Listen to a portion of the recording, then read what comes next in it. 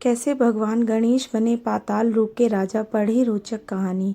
भगवान गणेश का जन्म माता पार्वती के उपटन से हुआ और भगवान शिव द्वारा उन्हें गज का सिर लगाया गया, जिससे उन्हें यह रूप मिला। इसलिए भगवान गणेश को गजानन भी कहा जाता है। भगवान गणेश की कथाओं का वर्णन उनके ग्रंथों में मिलता है।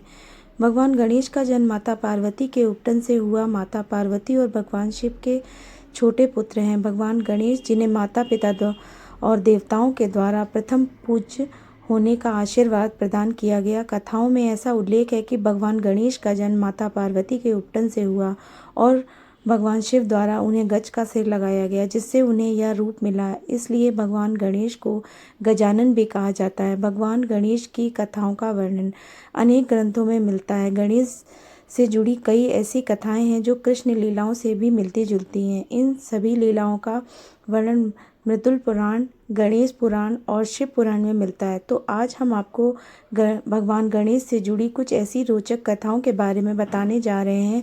पाताल लोक के राजा गणेश। आपने भी भगवान गणेश से जुड़ी कई कथाओं के बारे में सुना होगा, लेकिन शायद बहुत कम लोग जानते हैं कि भगवान गणेश पाताल लोक के राजा भी हैं। कथा के अनुसार एक बार गणपति ऋषि मुनियों के पुत्रों के साथ पराशर ऋषि के आश्रम में खेल रहे थे। तभी वहां कुछ नाग कन्याएं आ गई। नाग कन्याएं गणेश को आग्रह पूर्वक अपने लोक लेकर जाने लगी। भगवान गणेश भी उनका आग्रह ठुकरा नहीं पाए और उनके साथ चले गए। नागलोक पहुंचने पर नाग कन्याओं ने उनका हर तरह से स्वागत सत्कार किया। तभी वहां नागराज वासुकी ने भगवान गणेश को देखा और उपहास के भाव से भगवान गणेश से बातें करने लगे और उनके रूप का वर्णन उन्हीं के सामने करने लगे।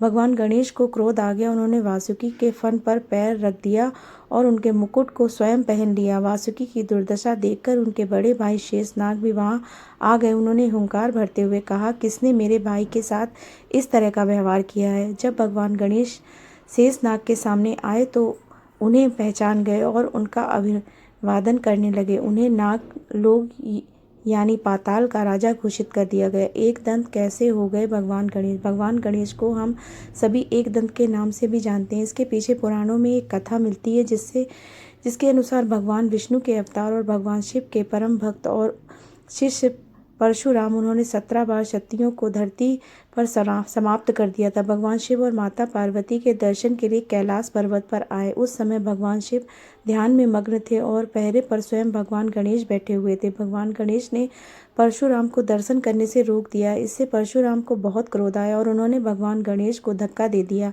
नीचे गिरते ही भगवान गणेश को भी क्रोध आ गया। परशुराम ब्राह्मण थे तो गणेश ने उन पर प्रहार करना उचित नहीं समझा। उन्होंने परशुराम को अपनी सूंड से जकड़ लिया और चारों दिशाओं में गोल गोल घुमाने लगे। कुछ पलों के बाद उन्होंने परशुराम को छोड़ दिया। कुछ देर तक तो परशुराम शांत मुद्रा में रहे, लेकिन जब उन्हें अपने अपमान का एहसास हुआ तो उन्होंने अपने फरसे से भगवान गणेश पर वार किया। वह फरसा भगवान शिव का दिया हुआ था, तो गणेश उनके वार को खाली जाने नहीं देना चाहते थे। यह सोचकर उन्होंने फरसे के उस वार को अपने एक दांत पर झेल लिया। फरसा लगते ही भगवान गणेश का दांत टूटकर गिरकर इस कोलाहल को सुनकर भगवान शिव ध्यान मुद्रा से जाग गए। उन्होंने दोनों को शांत करवाया। तब से भगवान गणेश को एक दंत रह गया और वह एक दंत कहलाने लगे।